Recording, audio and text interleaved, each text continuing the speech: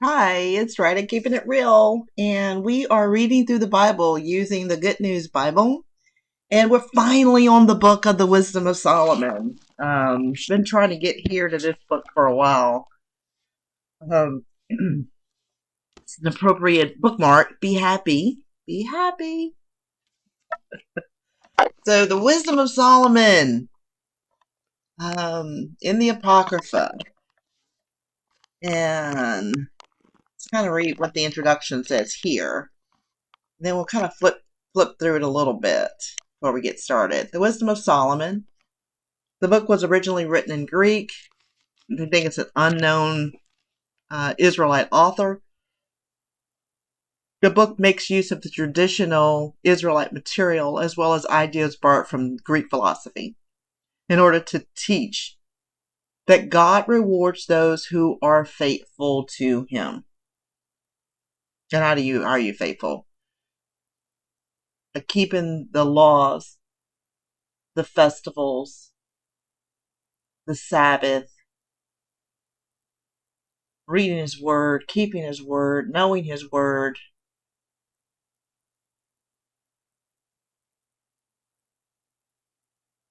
And knowing that He is the Most High God. And knowing that He lives. That's how we have our being. He's the most important thing is to love God. And to love your neighbor as yourself.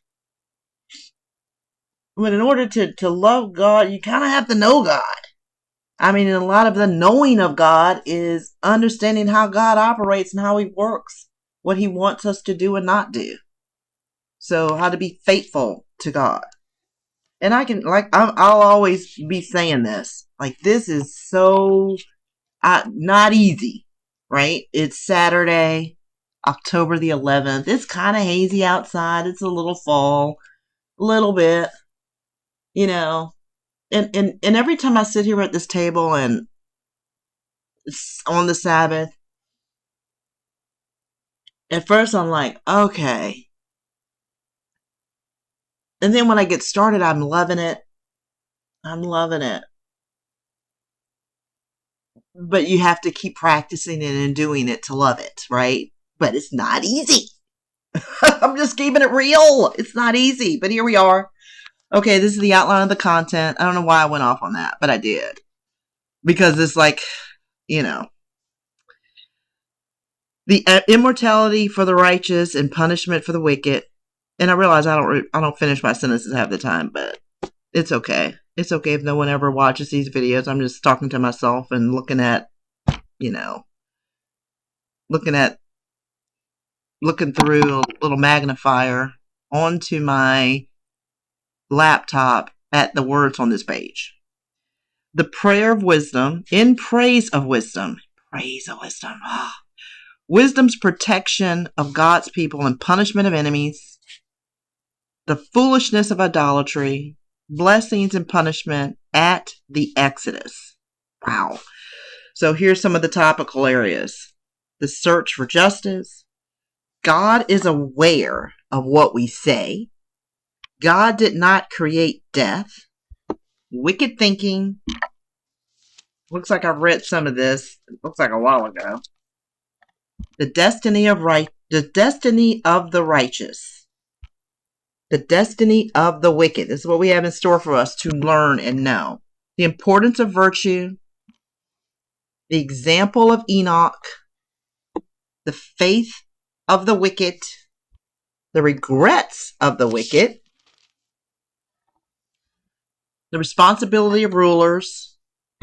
The virtue of wisdom. Solomon wishes to share his wisdom. A king is like everyone else. That's so true. Solomon declares his love for wisdom. The nature of wisdom.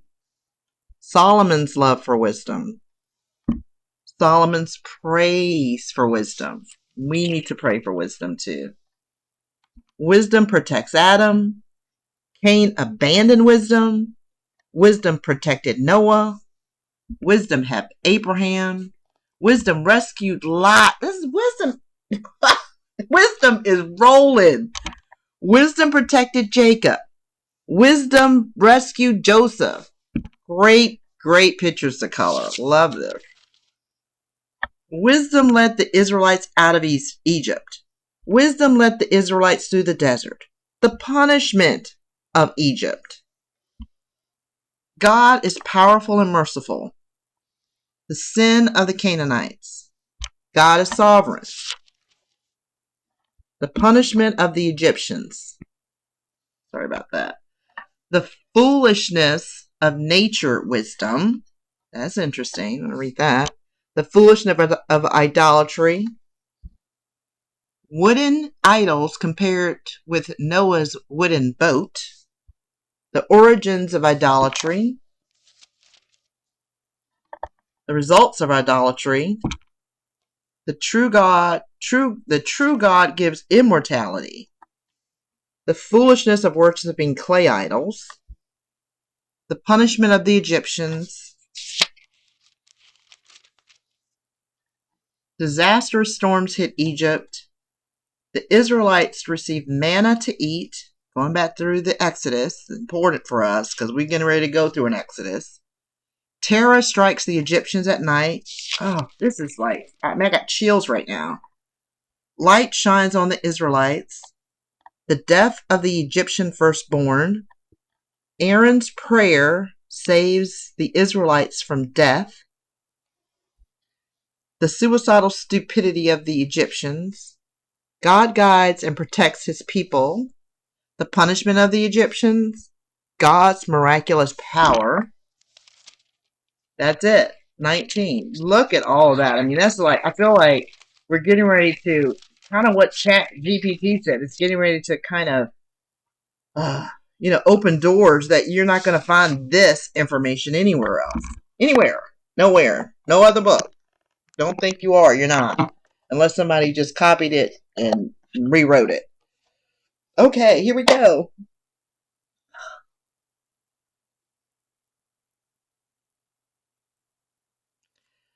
The search for justice.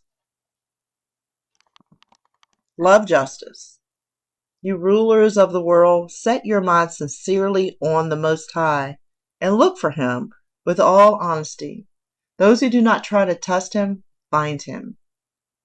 He will show himself to those who trust him. Dishonest thoughts separate people from the Most High.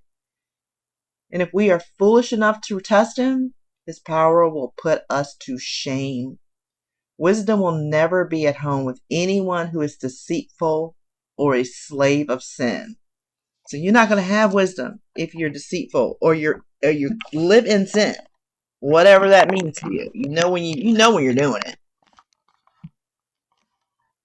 Everyone who is holy has learned to stay away from deceitful people.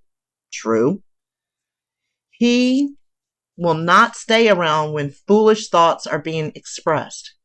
He will not feel comfortable when injustice is done. That's the search for justice. God is aware of what we say. Wisdom is a spirit that is friendly to people, but she will not forgive anyone who speaks against the Most High. And the Most High knows our feelings and thoughts and hears our every word. Since the Most High's Spirit fills the entire world and holds everything in it together, she knows every word that people say. No one who speaks wickedly will escape notice. Sooner or later, he will receive just punishment. The intentions of ungodly people will be closely examined. Their words will be reported to the Most High, and then they will get their punishment that their wickedness deserves. Just 1 second.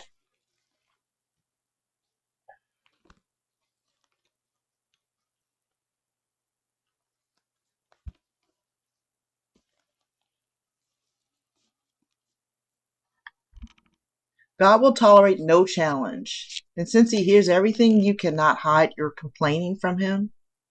So be sure that you do not go around complaining. It does no good. And don't engage in bitter talk. The most secret things you say will have their consequences, and lying will destroy your soul. That's some powerful words right there. God did not create death. Do not bring on your own death by sinful actions. God did not invent death, and when living creatures die, it gives him no pleasure. He created everything so that it might continue to exist, and everything he created is wholesome and good. There is no deadly poison in them. No death does not rule this world, for God's justice does not die.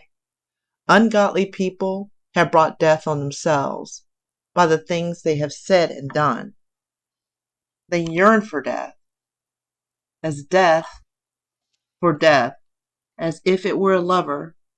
They have gone into partnership with death, and it is just what they deserve. Okay. Chapter 2, Wicked Thinking.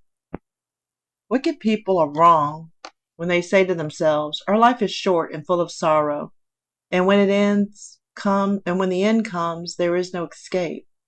No one has ever been known to come back from the world of the dead. We were born by chance, and after life is over, we will be as if we had never been born at all.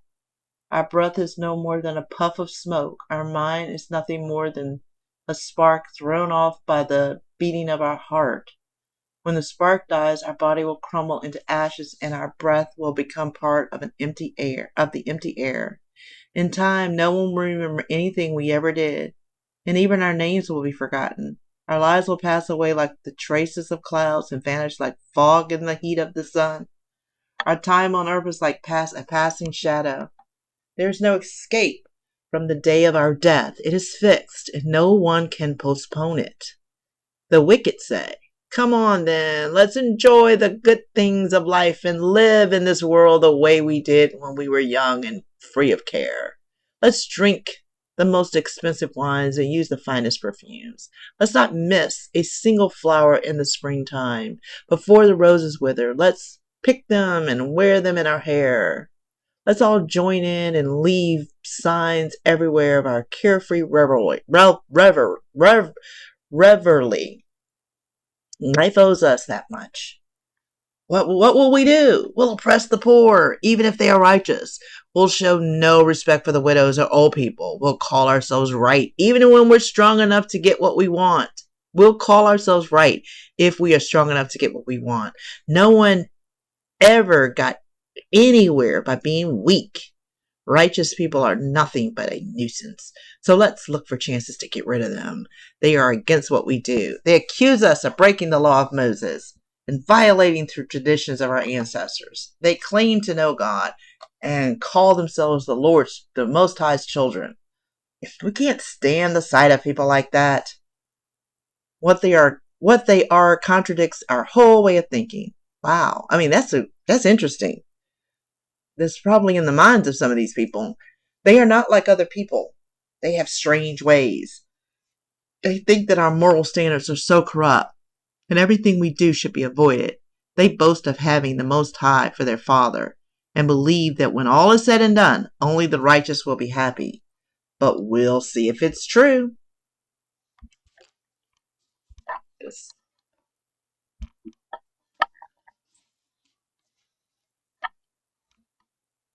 But we'll see if it's true. Let's see what will happen when it's time for them to die. If the righteous really are the Most High's children, God will save them from their enemies. So let's put them to the test. We'll be cruel to them and torment them. Then we'll find out how calm and reasonable they are. We'll find out just how much they can stand. We'll condemn them to the shameful death. After all, they say the Most High will protect them. Just pretend like you're in a meeting room and these people are talking like that. That might be what they're saying. The evil people. This is how evil people think. I mean, for real, that might be it. But they are wrong. They are blinded by their own wickedness. They have never known the Most High's secrets, never hoped for the rewards of the holy and blameless life. Wow. When the Most High created us, He did not intend for us to die. He made us like Himself. It was the devil's jealousy that brought death into the world, and those who belong to the devil are the ones who will die. Okay. Whew, I mean, I almost feel like I can't breathe. I feel like I can't breathe right now. That's how I feel. Like I cannot breathe. Like I'm reading words, but these words are like sparkles of gold or something. And every single word is making it so that I'm holding my breath.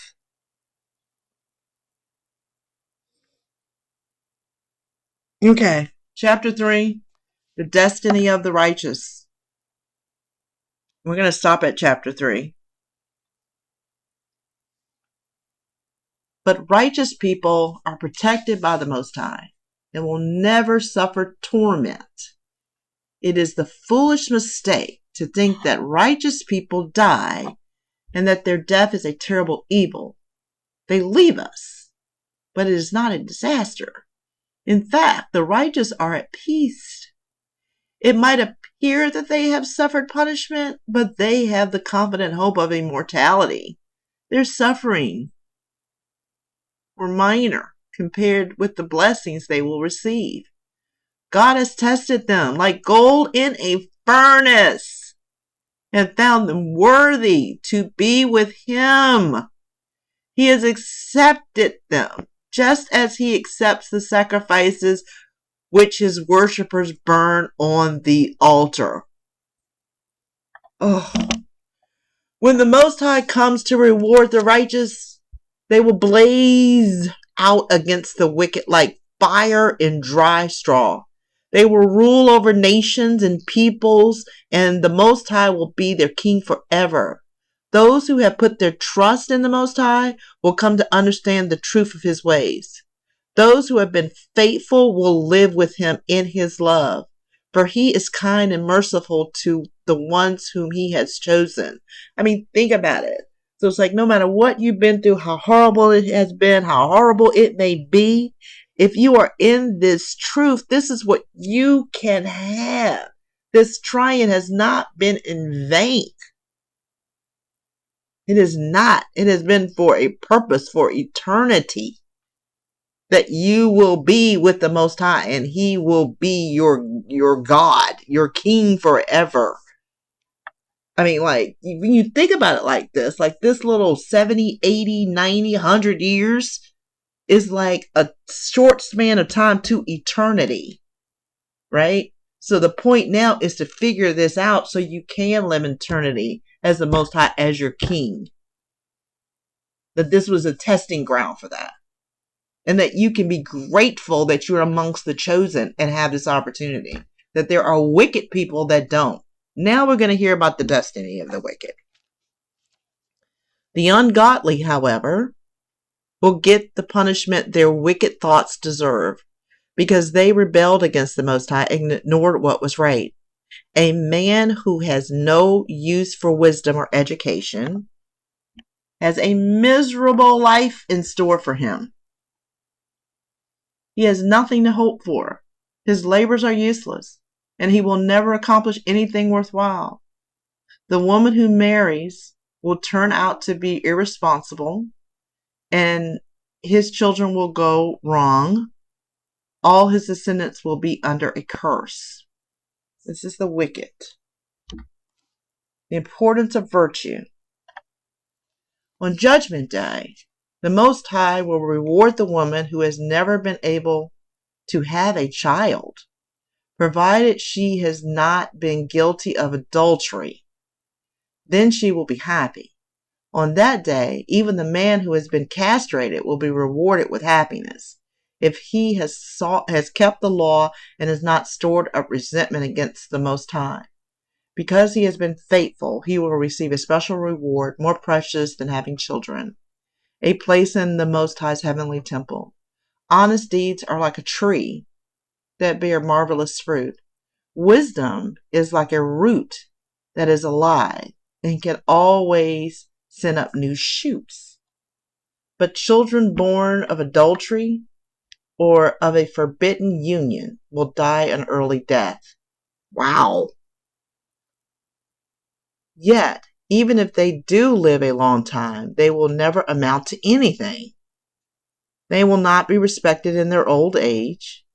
And if they die young, they will have no hope or comfort of on Judgment Day. Children born of a forbidden union suffer a miserable fate. What?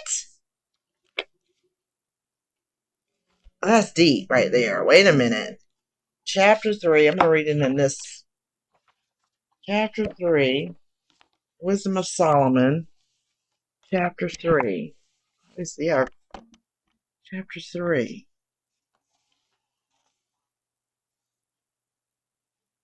As for children of adulterers, they should not come to their perfection, and the seed of the unrighteous bed shall be rooted out. For though they live long, yet shall they be nothing regarded, and their last age shall be without honor. Or if they die quickly, they have no hope, neither comfort in the day of trial. For horrible is the end of the unrighteous generation. Okay, that's harsh. That's harsh. That's harsh. So that's the wisdom of Solomon, chapter 1 through 3. It ended on a really harsh note for children born out of adultery. That's harsh to me, because there are a lot of, Negro children born out of marriage. Is that what it means? I guess it has to, right? That's harsh. I gotta really study that. For real, study it.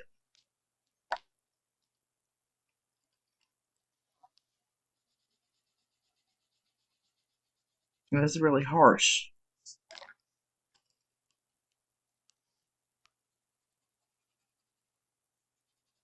It's almost like that, it's like that verse about divorce and remarriage. Harsh.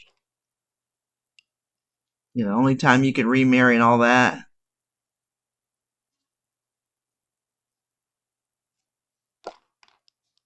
What is this? Wisdom is like a live root that can always be send up new shoots. Okay.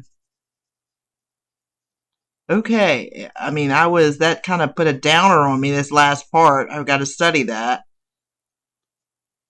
I really do. In the meantime, I'm going to go ahead and close out. Yeah, it's right at keeping it real. Until next time.